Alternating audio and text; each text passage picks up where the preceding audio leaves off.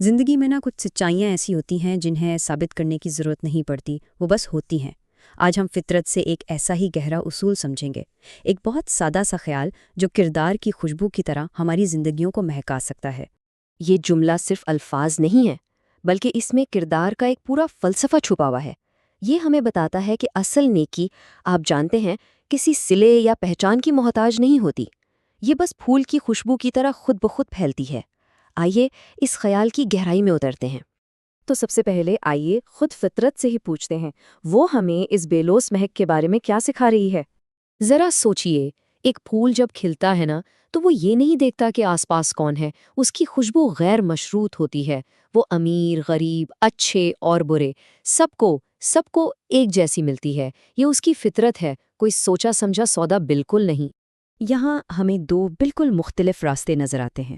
ایک طرف پھول کا طریقہ ہے غیر مشروط نیکی، جو بس اس کی فطرت ہے، اور دوسری طرف عام انسانی رویہ ہے جہاں مہربانی اکثر ایک سودا بن جاتی ہے جس میں ہم بدلے کی توقع رکھتے ہیں۔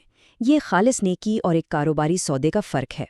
پھول کی یہی بے لوثی ہمیں ایک بہت ہی اہم انسانی خوبی کی طرف لے جاتی ہے، اور وہ ہے اخلاص۔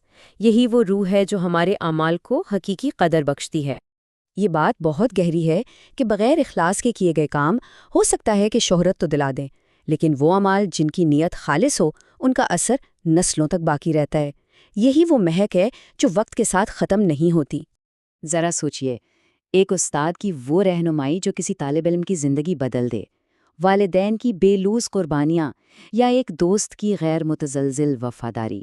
ان اعمال کی قدر اس لیے نہیں کہ ان سے کچھ حاصل ہوگا، بلکہ اس لیے کہ یہ بالکل خالص نیت سے کیے جاتے ہیں۔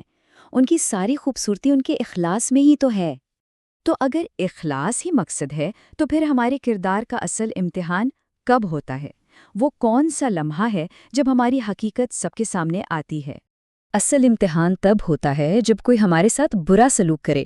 اس وقت ہمارا جو رد عمل ہوتا ہے نا، وہ ہماری اصل فطرت کو ظاہر کرتا ہے۔ کیا ہم بھی ویسے ہی بن جاتے ہیں یا اپنی اچھائی پر قائم رہتے ہیں؟ یہی وہ کسوٹی ہے جو کھوٹے اور کھرے کو الگ کرتی ہے۔ جب کسی کے ساتھ برا سلوک ہو تو دو ہی راستے ہوتے ہیں۔ پہلا ہے رد عمل کا راستہ، یعنی برائی کا جواب برائی سے دینا۔ دوسرا ہے اصول کا۔ ماخذ میں دی گئی مثال بہت خوبصورت ہے کہ پھول پر اگر کوئی پتھر بھی مارے نا تو وہ اپنی خوشبو نہیں بدلتا۔ تو اہم نقطہ یہی ہے، منفی حالات کے باوجود اپنے اصولوں پر ڈٹے رہنا ہی ایک غیر معمولی کردار کی سب سے بڑی نشانی ہے، اور یہی وہ چیز ہے جو ایک عام شخص کو خاص بنا دیتی ہے۔ تو یہ صرف ایک خوبصورت خیال نہیں ہے۔ آئیے دیکھتے ہیں کہ ہم اس اصول کو اپنی روزمرہ کی زندگی میں کیسے اپنا سکتے ہیں۔ لیکن عملی اقدامات پر جانے سے پہلے آئیے ایک لمحے کے لیے رک کر خود سے پوچھیں، کیا ہم ایک مہکتے ہوئے پھول کی طرح جی رہے ہیں؟ یہ وہ سوالات ہیں جو ہمیں خود سے پوچھنے چاہیے۔ اگر ان کے جوابات ہاں میں ہیں تو اس کا مطلب ہے کہ ہم بھی ایک مہکتے ہوئے پھول کی طرح زندگی گزار رہے ہیں۔ اور اچھی بات یہ ہے کہ اس فلسفے پر عمل کرنا بالکل مشکل نہیں۔ سلام میں پہل کرنا، بغیر صلے کے کسی کی مدد کرنا، بدلہ لینے کی طاقت ہوتے ہوئے بھی معاف کر دینا، اور سب کو عزت دینا، یہ چھوٹے چھوٹے اعمال مل کر ایک ایسی خوشبو پیدا کرتے ہیں جو نہ صرف ہماری ذات کو بلکہ پورے معاشرے کو مہکا سکتی ہے۔ بالآخر یہ سب ایک ذاتی انتخاب پر آ کر ختم ہوتا ہے، ایک ایسا فیصلہ جو ہر کسی کو خود کرنا ہے۔ سوال یہ ہے کہ کوئی کیسا انسان بننا چاہتا ہے؟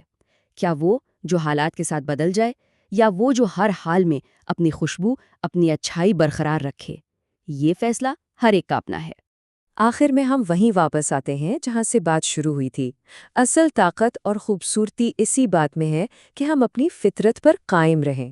اگر ہماری فطرت نیکی، محبت اور اخلاص پر مبنی ہے تو ہماری زندگی خود بخود ایک خوشبودار داستان بن جائے گی۔